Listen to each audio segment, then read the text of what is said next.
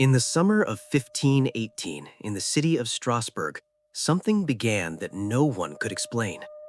A woman stepped into the street, and she started to dance. There was no music, no celebration, no reason. She danced for hours, then for days. Soon, she was no longer alone.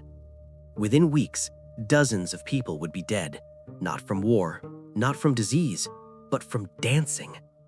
This is the story of one of the strangest mass events in human history. This is the dancing plague of Strasbourg. To understand what happened, we must first understand the world of 1518. Strasbourg was part of the Holy Roman Empire, a crowded medieval city of stone streets, wooden homes, and constant fear. Europe was suffering. Years of poor harvests had left people malnourished. Diseases like plague and syphilis haunted entire regions. Extreme religious pressure shaped every thought and action. This was the time of the Little Ice Age, when cold summers and failed crops pushed communities to the edge of survival. People believed suffering was not random, it was punishment from God. Fear was not just emotional, it was cultural. It lived in sermons, laws, and daily life. And in this fragile environment, one woman lost control.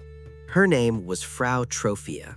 One morning in July 1518, she walked into the street outside her home and began to dance. Not gracefully, not joyfully. Witnesses described it as frantic, compulsive, desperate. Hours passed. She did not stop. Neighbors gathered, at first amused, then confused, then alarmed. By nightfall, her feet were swollen. By the next day, they were bleeding. She collapsed from exhaustion, and when she regained consciousness, she continued to dance.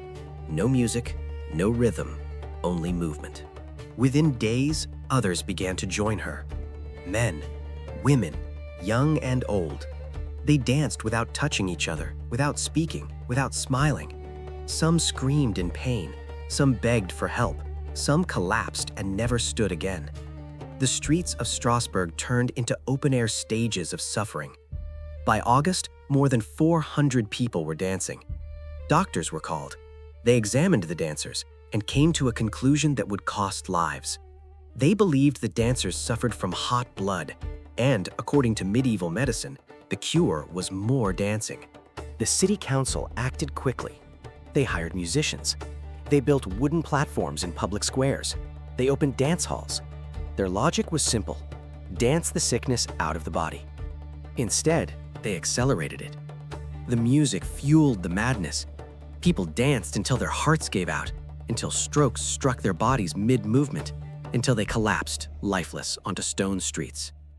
Some accounts suggest up to 15 people per day were dying at the height of the plague. The cure had become the weapon.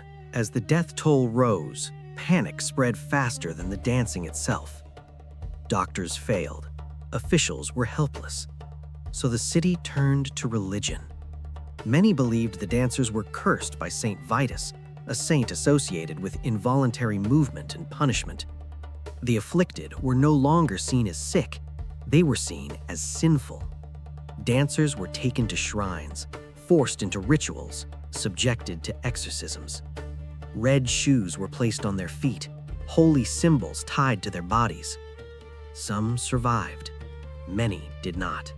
And then, almost as suddenly as it began, the dancing stopped. There was no cure, no scientific explanation, no official record of responsibility. The streets fell silent. Strasbourg moved on. But the questions never disappeared.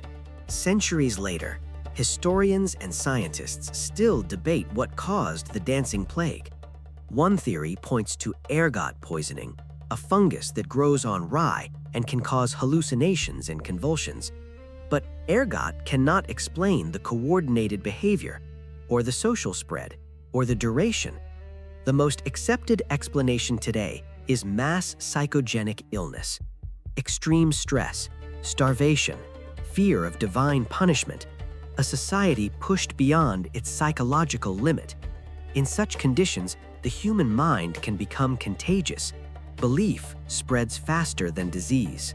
The dancing plague of Strasbourg was not an isolated incident. Similar outbreaks were recorded across Europe for centuries. Different places, same pattern: fear, belief, collapse. It reminds us of something deeply unsettling. Humans are not always rational, and under pressure, we can lose control together.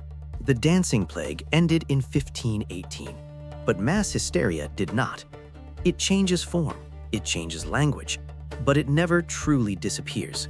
So the question remains, if this happened once, what makes us so certain it could never happen again?